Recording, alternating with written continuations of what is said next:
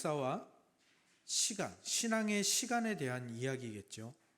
흘러 떠내려간다라는 것은 그저 이 세상의 시간에 동화되어서 그냥 그 이 시간 사는 것처럼, 이 세상의 시간은 어떻습니까? 그냥 지나간 것은 과거가 되고 지금 내가 살고 있는 지금이 현재이고 아직 오지 않은 것은 미래일 뿐인, 그렇게 흘러간 것은 그냥 흘러보내고 아직 오지 않은 것에 대해서 두려워하는 그러한 시간이 바로 이 세상의 시간이죠. 그래서 이 세상의 시간에 동화되어서 살다 보면 그냥 그 시간의 흐름에 끌려갈 수밖에 없는 겁니다. 근데 거기에서 우리가 누구를 붙잡아야 하는가 하면 이 세상의 시간을 뚫고 들어오신 분이 계십니다. 이 세상의 시간을 뚫고 들어오신 분이 누구신가 하면 예수 그리스도죠.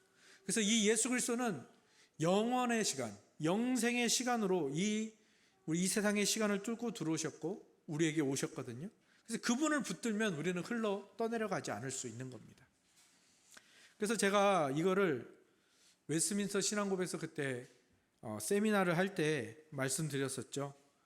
우리가 살고 있는 이 세상의 시간, 그리고 이것은 시계와 달력과 빛에 관한 시간이라 하면 반면에 다른 시간이 또 있다라는 거죠. 성경에서 이런 달력과 시계에 관한 이러한 시간, 그냥 흘러가는 시간을 크로노스의 시간이라 한다면 이제 의미 있는 시간, 또 영혼의 시간에 대한 것을 카이로스의 시간이다라고 부른다라고 말씀을 드렸는데요.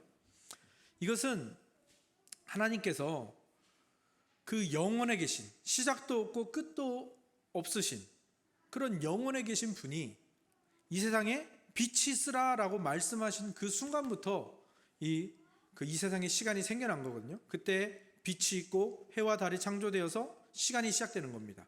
낮과 밤이 지나는 것을 첫째 날, 둘째 날 이렇게 부르기 시작했죠. 그럼 이 창조 시간 전에는 시간이 없었을까요? 아니죠. 하나님의 영혼의 시간, 우리가 정확하게 알 수는 없습니다만 하나님만의 시간, 하나님만이 이해하시는 시간, 그래서 우리는 그것을 영혼이라 부르고 시작도 없고 끝이 없다라는 정도만 알 수 있는 부분이죠. 그래서 우리는 이 세상을 살면서 그저 흘러가는 이 시간에 그냥 같이 따라서 흘러가는 사람이 아니라 히브리서가 말하는 대로 예수 그리스도를 붙들고 그 예수 그리스도의 시간 속에서 이 모든 시간을 바라볼 수 있고 우리의 인생과 이 지구와 또 인류의 모든 역사를 바라볼 수 있는 것, 그것이 바로 예수 그리스도께서 우리에게 찾아와서 성육신하셔서 주신 축복, 그 복음 속에 담긴 그 은혜들인 것이죠. 그래서 우리가 이 세상을 구원받은 자로 살아간다라는 것을 한마디로 말하자면 아까도 말씀드린 것처럼 크로노스의 세상에서 카이로스의 시간을 살아내는 것이다.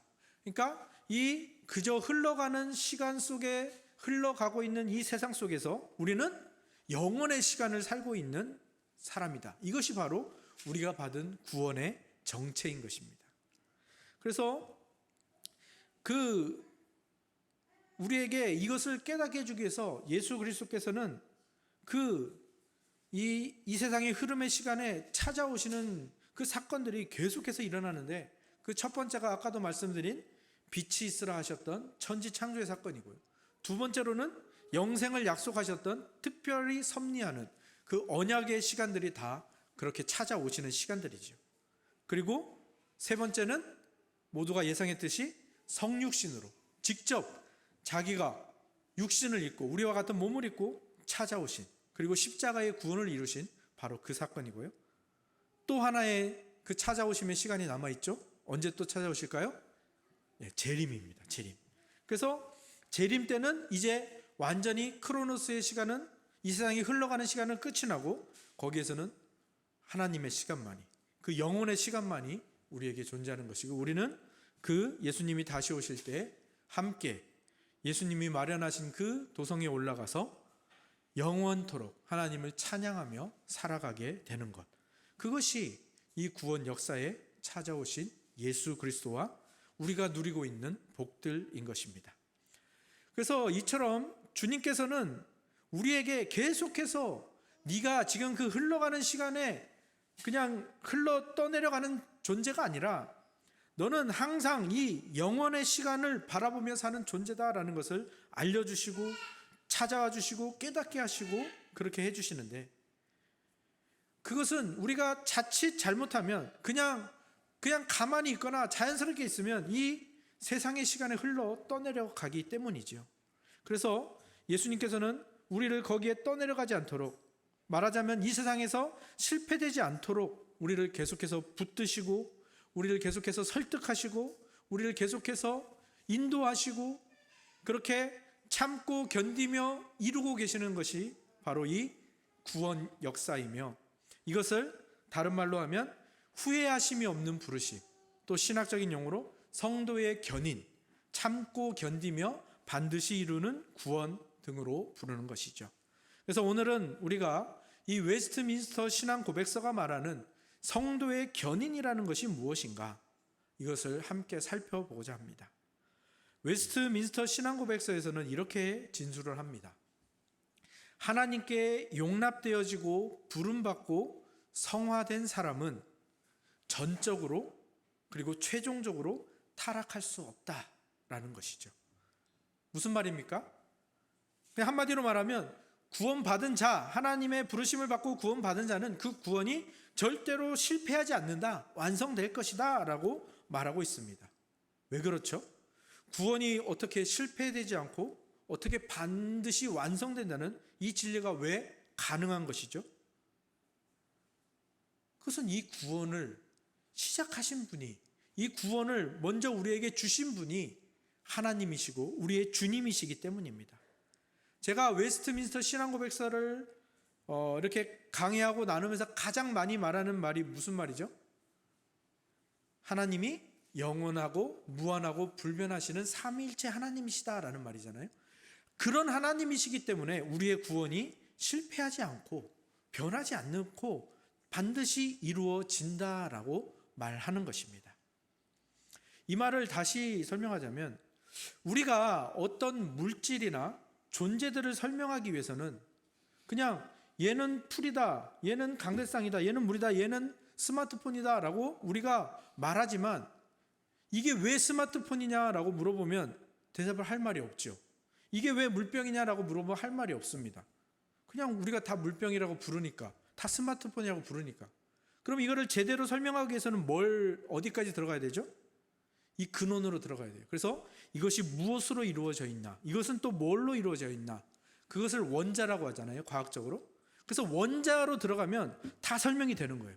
이게 왜 풀이고 왜 이렇게 자라고 있는지, 얘가 왜 이런 모양, 왜 이렇게 매끈한 모양으로 있는지, 얘는 왜 거칠거칠한 모양으로 있는지, 원자의 구조와 결합과 배열, 이 모든 것으로 다 설명이 되는 것이죠. 118가지의 원자가 어떻게 결합을 하는가에 따라서 이 물질의 형태와 어떤 견고함이나 이런 게 다 정해지거든요. 그래서 이 말씀을 왜 드리는가 하면, 우리가 이 성경의 진리들을 다 설명할 수 있는 원자가 있습니다. 원자와 같은 그 기본 원리가 있는데, 그게 뭐냐면 아까 말씀드린 하나님이 영원, 무한, 불변하시는 삼위일체 하나님이다라는 겁니다. 그래서 모든 웨스트민스터 신앙고백서의 고백들은 다 그것으로 설명이 됩니다. 그래서 성경도 사실은 다 영원, 무한, 불변하신 삼위일체 하나님으로부터 시작된 것이고, 그분이 하시는 일이고, 그분이 이루실 것이고, 그분이 우리에게 주신 것이기 때문에 그것으로 다 설명이 되는 것이죠.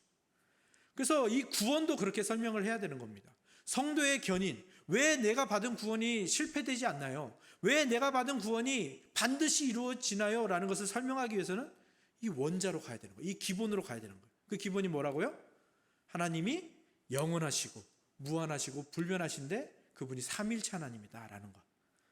그분의 영원하심과 불변하심으로 이 구원이 우리에게 시작되었고, 또 그 구원이 우리에게 적용되고 이루어지니까, 주님이 영원 무한 불변하시니까 그분이 주시는 구원도 영원 무한 불변하고, 우리에게 이루어지는 이 구원도 영원 무한 불변하니까 반드시 이루어지는 겁니다.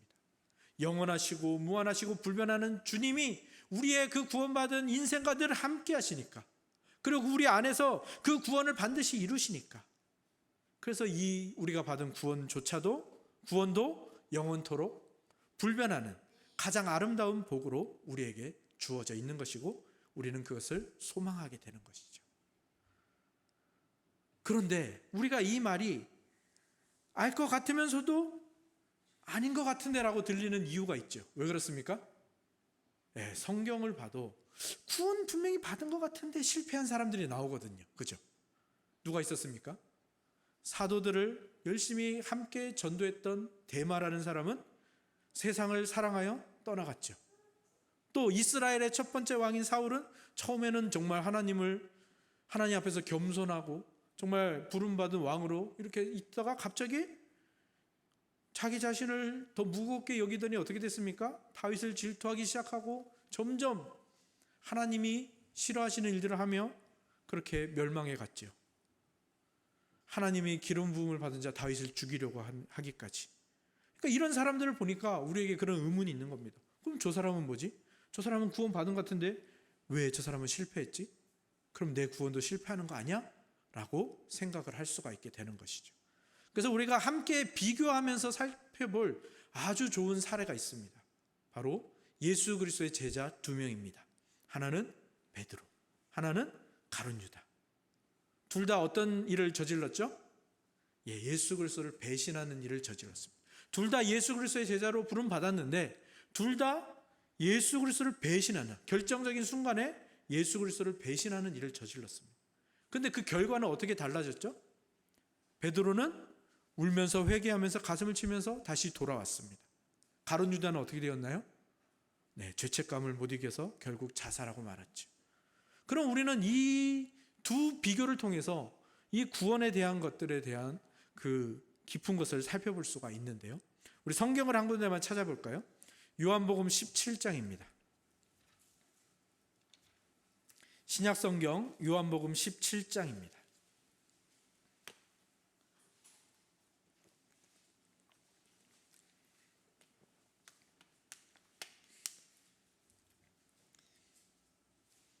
(11절과) (12절인데요) 같이 한번 읽어보겠습니다. 신약성경 177면 요한복음 17장 11절 12절 말씀 함께 읽겠습니다.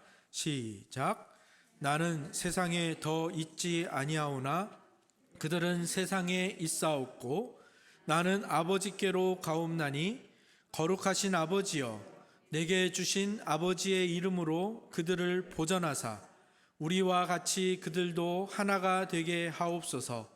내가 그들과 함께 있을 때에 내게 주신 아버지의 이름으로 그들을 보전하고 지키었나이다. 그 중에 하나도 멸망하지 않고 다만 멸망의 자식뿐이오니 이는 성경을 응하게 함이니이다. 아멘. 짧은 두 구절이지만 분명히 알 수 있는 사실이 있습니다. 결과적으로 이렇게 보전되고 지켜진 사람은 구원받은 아버지께서 예수 그리스도에게 주신 구원받은 자인 것이 분명하고요. 그러나 그렇지 않은 사람은 어떤 사람인 것을 도출할 수 있습니까? 멸망의 자식. 멸망의 자식은 뭡니까? 구원받지 못한 자. 하나님이 부르시지 않은 자. 하나님이 부르시지 않은 자가 구원받은 척 할 수 있고요. 교회에 다니는 척 할 수 있지만 결국 그 사람들은 멸망하게 되는 것이고, 그러한 사람들을 볼 때 마치 우리가 볼 때는 어떻습니까? 저 사람은 구원받았다가 떨어져 나간 것처럼 보이는 것이죠. 그리고 이런 이야기들은 계속해서 나오는데 누가복음 22장을 가면 예수님께서 베드로가 자신을 부인하실 것을 예고하시면서 이렇게 말씀하십니다. 사탄이 너희를 밀가부르듯 하려고 요구하였으나 내가 너를 위하여 내 믿음이 떨어지지 않기를 기도하였다 라고 말씀을 하세요. 하나님께서 예수 그리스도에게 주신 자들에 대해서는 예수님이 그를 위하여 기도하시는 그 기도, 중보의 기도가 있는 것인데, 근데 요한복음 13장에서 가룟 유다에게 말씀하실 때는 그런 말이 없습니다. 뭐라고 하시냐? 유다야, 네가 하고자 하는 일을 속히 행하라 라고 말씀하십니다. 그를 위하여 기도하였다라는 말이 나오지가 않죠. 이것이 어쩌면 구원받은 자와 구원받지 못한 자의 가장 큰 차이일 것 같습니다. 예수님이 중보하시는 자와 그렇지 않은 자, 그 결말이 얼마나 다른지를 보면서 우리는 또 한 번 감사를 느끼게 되죠. 하나님이 나를 부르셨다라는 것, 예수 그리스도께서 나를 위하여 지금도 중보하고 계신다라는 것이 얼마나 큰 축복이고 얼마나 큰 은혜인가를 이 사실을 통해서 우리가 볼 수가 있는 것이죠. 그렇다면 우리에게 또 하나의 의문이 생기지 않습니까? 하나님이 선택하신 자도 잘못을 저질렀어요. 베드로가, 그죠? 예수님을 배반했어요. 선택하지 않은 자도 잘못을 저질렀어요. 예수님을 배반했어요. 근데 왜 결과가 다르죠? 그럼 불공평한 것 아닙니까? 왜 베드로는 그 죄값으로 구원에서 탈락하지 않은 것일까? 베드로도 그 배신으로 인해서 구원에서 탈락하거나 구원에서 취소되는 게 마땅하지 않을까? 근데 여기서 우리는 큰 은혜 한 가지를 발견하게 되는 것이죠. 성도의 견인이라는 교리, 성도가 반드시 구원된다, 구원받은 자가 반드시 그 구원이 완성된다라는 교리는 어떤 사람이 일단 참된 그리스도인이 되면 전적인 타락이나 최종적인 타락이 없다라고 진술하는데, 이것이 무엇을 말하는가 하면 참된 그리스도인일지라도 여전히 남아있는 연약함, 죄성, 옛습관, 본성들 때문에 실수나 잘못이나 죄를 저지를 수가 있는 겁니다. 근데 똑같이 있는데 뭐가 거기에 더해져 있는 것이죠? 그것을 회개하고 돌이킬 수 있는 주님이 마련하신 가장 아름다운 도구들, 손길들이 그에게 베풀어지고 있다는 거예요. 교회를 통해서, 말씀을 통해서, 성례를 통해서, 기도를 통해서, 회개, 구원의 확신, 이러한 것들을 통해서 우리가 앞으로 살펴볼 주제들이기도 한데요, 하나님은 이 모든 것들이 작동하고 합력하여서 선을 이루게 하시는데, 그 구원받은 자가 구원에서 떨어져 나가지 않도록 계속해서 그를 돌아오게 하시고 돌이키게 하시고 다시 한번 하나님을 붙들게 하시고 다시 한번 하나님 앞에 회개로 나오게 하는 그 축복을 우리에게 계속해서 더하여 주고 계신다. 그리고 이 모든 것들이 우리에게 작동하게 하시는 그 동력이 뭐다? 아까 말씀드린 예수 그리스도의 중보 기도라는 것입니다. 예수님께서 이 땅에 오셔서 낮아지셔서 구원을 다 이루셨어요. 그리고 높아지셔서 부활하시고 승천하시고 하나님 우편에 앉으셨어요. 그럼 그 다음에 뭐 하고 계십니까? 그냥 홀로 그 승리를 만끽하며 누리며 룰루랄라 그냥 혼자 즐겁게 계시나요? 그렇지 않습니다. 그분은 오늘도 애 닳는 마음으로, 애 끓는 마음으로 우리를 위해서, 하나님이 당신에게 주신 우리 구원받은 하나님의 자녀들을 위해서 오늘도 중보하시고 변호하시고 대변하시고 참으시고 기다리신다라는 사실입니다. 이게 성도의 견인입니다. 예수님이 얼마나 견디고 참고 이게 성도의 견인이고요, 내가 어떤 일을 해도 구원받는다, 이거는 성도의 견인이라 부를 수 없는 겁니다. 그거는 자만이고 교리를 잘못 생각한 것이죠. 그래도 우리의 의문이, 그리고 우리의 의심이 아직 다 풀리지 않을 수도 있습니다. 성경을 한 군데만 더 찾아볼게요. 창세기입니다. 15장.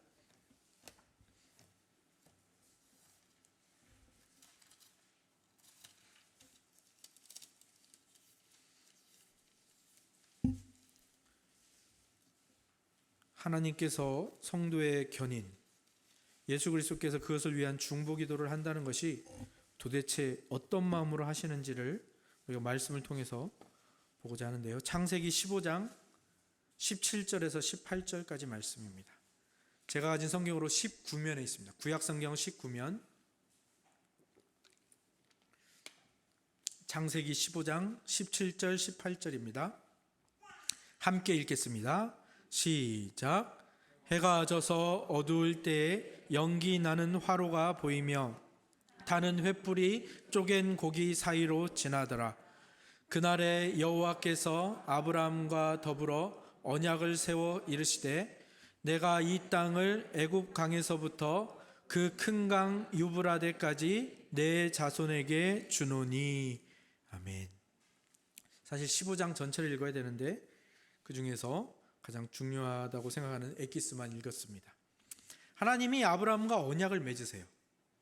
그런데 오늘 읽으신 구절에 보니까 연기나는 화로와 타는 횃불이 어디 사이를 지난다고 되어 있습니까? 네, 쪼갠 고기 사이로 지난다고 되어 있습니다. 쪼갠 고기가 뭐냐면, 옛날에는 언약을 맺을 때, 계약을 맺을 때 이렇게 계약을 맺었다고 합니다. 그 언약의 중차대성에 따라서 제물의 숫자가 정해집니다. 제물의 종류와 숫자가 정해집니다. 그러면 정해진 그 제물들을 반으로 쪼개요. 다 절반을 쪼갭니다. 그리고 길에 양옆에 그 쪼갠 고기를 다 널어놔요. 쭉 널어놓는 겁니다. 그리고 어떻게 할까요? 언약을 맺는 두 당사자가 있죠. 우리가 흔히 말하는 갑과 을, 이 두 당사자가 그 쪼갠 고기 사이로 지나갑니다. 이게 언약을 맺는 행위예요. 그러면 이 언약에 맺는 행위에 어떤 의미가 담겨 있는 것 같습니까? 우리 두 사람 중에 이 언약을 지키지 않는 자가 있다면 어떻게 되겠다고요? 이 쪼개지겠다라는 겁니다.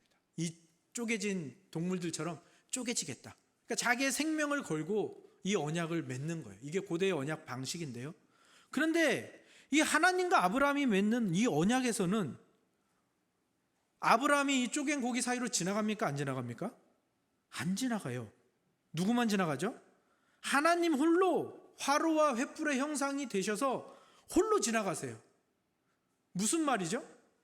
하나님이 우리와 맺으시는 언약에 있어서 이 언약을 누가 지키시겠다는 거예요? 홀로 지키시겠다는 거예요. 그러면 하나님이 우리를 너는 이 언약 지킬 수도 없으니까 너는 됐어, 가만히 있어 라고 하시는 거예요? 우리를 무시하시는 겁니까? 아니요. 우리는 실패할 게 분명하거든요. 그러니까 하나님께서 내가 이 언약을 내가 지켜줄게. 근데 하나님이 뭘 거시는 거예요? 이 언약을 지키겠다고 하는 그 약속에 뭘 거시는 거예요? 자기 자신을 거시는 거예요. 자기 자신의 생명을 거시는 거예요. 이게 우리가 받은 구원 언약의 정체입니다. 우리의 연약함을 아시기에 하나님이 자신을 걸어서 내가 이 언약을 반드시 지킬게. 내가 이 언약을 지키지 않으면 내가 쪼개질게. 내가 죽을게. 내가 나를 건다 라고 말씀하시는 거예요. 이게 우리가 받은 구원의 정체입니다. 그리고 예수 그리스도가 우리를 위해서 오늘도 하시는 중보기도가 그냥 하나님 제 좀 도와주세요, 제 좀 용서해, 이런 게 아니라 지금 자기의 생명을 걸고 우리를 위해서 기도하시는 겁니다. 이게 성도의 견인입니다. 제가 얼마 전에 대장 절제 수술을 받았지 않습니까? 수술을 받으면서 느낀 게 가장 큰 게 뭐냐면 사람이 참 무기력하고 연약한 존재구나라는 걸 느꼈습니다. 언제 제일 느꼈냐면요, 수술하기 전에 장을 비워야 되잖아요. 관장을 해야 되는데 그걸 제가 혼자 못하는 거예요. 도와줘야 돼요. 남자 간호사가 와서 그걸 해주더라고요. 근데 그것도 양반이었어요. 수술실에 들어가니까 그다음부터는 제가 할 수 있는 게 하나도 없어요. 뭐 마취부터 시작해서 뭐 기도 삭간하고 뭐 다 하잖아요. 소변줄 꽂고. 제가 할 수 있는 게 하나도 없어요. 제가 할 수 있는 건 단 하나예요. 뭐만 있죠? 그래서 맡기는 거예요. 그들의 손길에 맡게 돼요. 처음에는 수치심도 들고 처음에는 무력감도 드는데 나중에 생각해 보니까 근데 감사한 일이잖아요. 제가 저의 이 마취를 저 혼자 할 수 있을까요? 그리고 이 마취가 되면은 폐가 기능을 안 하잖아요. 전신 마취를 하면 폐가 기능을 안 합니다. 그러면 인공호흡을 계속 해줘야 되는 거예요. 그 기관 삭간해가지고. 제가 혼자 막 넣어가지고 이렇게 할 수 있을까요? 제가 제 장을 자를 수 있을까요? 없어요. 처음에는 수치스럽게 느껴지고 부당하게 느껴지고 무력감처럼 느껴지는데 알고 보면 그게 감사한 일이더라고요. 제가 무슨 말씀을 드리는지 아시겠죠? 우리의 구원에 있어서 성도의 견인이라는 것이 바로 그런 의미예요. 구원의 성패가 우리와 우리의 손에 달려있다면, 우리의 의지에 달려있다면 그것처럼 불행한 일이 없는 것이고요, 그것처럼 불안한 일이 없는 거죠. 수술 과정에서 다른 거 그래 다 의사한테 다 맡겨. 근데 이거 하나만은 내가 할게, 내가 스스로 깨어날게, 될까요? 안 돼요. 이거 하나만 내가 할게, 내가 이 구멍 몇 개 뚫었는데 내가 하나는 내가 꼬맬게, 될까요? 안 됩니다. 그냥 다 맡기는 게 은혜로운 거고 감사한 거예요. 마찬가지로 우리의 연약한 의지와 행위에 우리의 구원과 운명을 맡긴다? 우리는 결코 이 구원을 완성시킬 수 없습니다. 우리의 구원이 견인된다, 우리의 구원이 반드시 이루어진다. 끝내 견디고 인내하여 구원의 완성과 영광에 이르게 된다. 왜 가능합니까? 내가 하지 않아서요. 하나님이 하시니까. 그 하나님이 어떤 하나님이십니까요? 영원, 무한, 불변하시는 삼위일체 하나님이니까. 우리의 구원이 그분께 달려있음이 얼마나 감사한 일인지, 그분의 손길에 달려있으니까 우리가 다음 시간에 배울 구원의 확신도 우리에게 주어지는 거예요. 우리가 확신할 수 있는 이유는 내 손에 달려있지 않기 때문에 확신할 수 있는 거죠. 불변하시는 하나님이 선택하신 작정도 불변하시니까 우리의 구원이 반드시 견인이 되는 거예요. 근데 이 불변성은 추상적인 말이 아닙니다. 우리가 하나님이 불변하신다라고 하면 되게 추상적으로 생각해요. 하나님이 그냥 변덕을 안 부리시나 보다, 이 정도로만 생각하는데 아닙니다. 하나님은 그냥 그런 분이세요. 그런 존재세요. 우리 인간들은 어떤 일을 할 때 항상 뭘 준비합니까? 제2안, 제3안을 꼭 준비해요. 왜죠? 우리가 가족 수련회를 갈 때 꼭 제2안을 준비합니다. 왜 준비하죠? 비가 올 수 있어요. 비가 오면 야외에서 뭘 못하니까 우천시 또는 어디에 갔을 때 거기에 들어갈 수 없을 때를 대비해서 항상 2안을 준비해 놔야 돼요. 우리는 1안이 성공할지 실패할지 알 수 없기 때문이죠. 그런데 하나님께는 2안이 있을까요? 없을까요? 없습니다. 그게 불변하심이에요. 이건 추상적인 게 아니에요. 그냥 하나님은 그런 존재세요.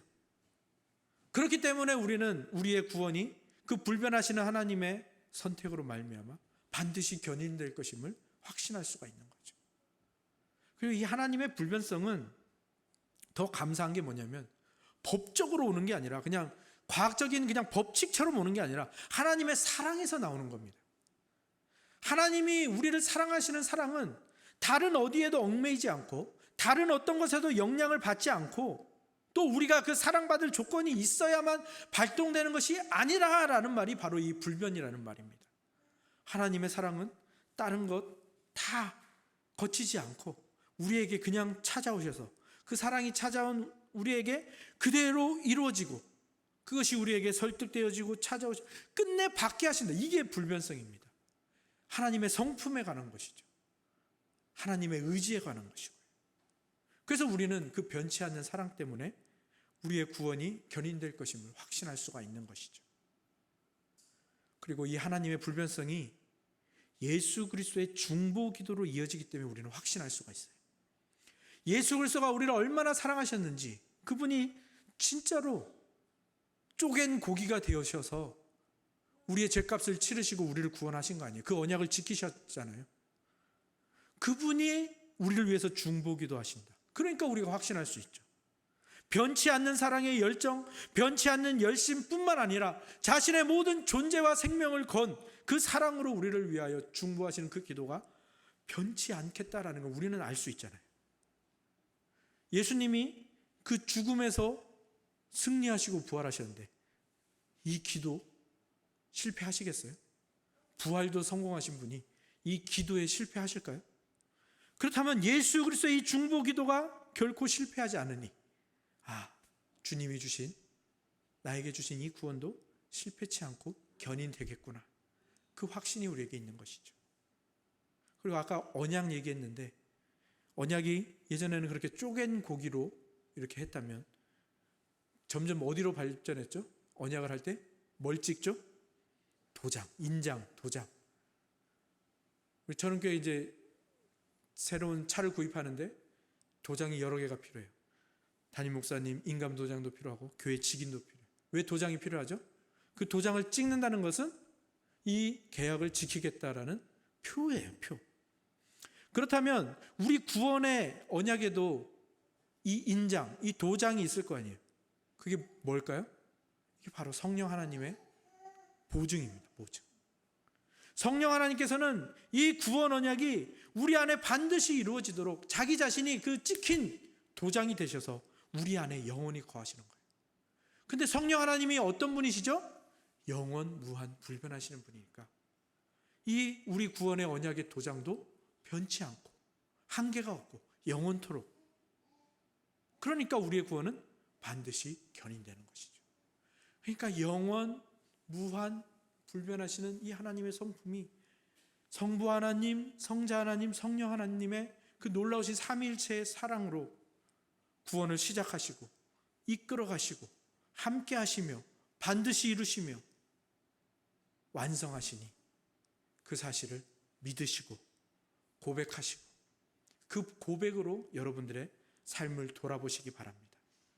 성부 하나님의 불변하시는 그 사랑, 그리고 예수 그리스도의 눈물 겹도록 애끓는 중보기도, 그 성령 하나님의 그 신실하시고 변치 않는 보증되어 주심, 거기에 비추어서 나의 잘못된 모습들이 있을 거 아니에요? 그 모습들 바로 잡아가시고 깎아나가시고 또 그 자리에 감사와 고백과 선행들로 또 채워나가시고, 그래서 구원받은 자로서 물론 이 세상의 시간을 살아가는 것이 힘들지만 그 안에서 오래 참으시고 인내하심으로 이 구원의 놀라운 축복들을 온전히 누려가시는 저와 여러분들이 다 되시기를 주님의 이름으로 축원합니다. 아멘.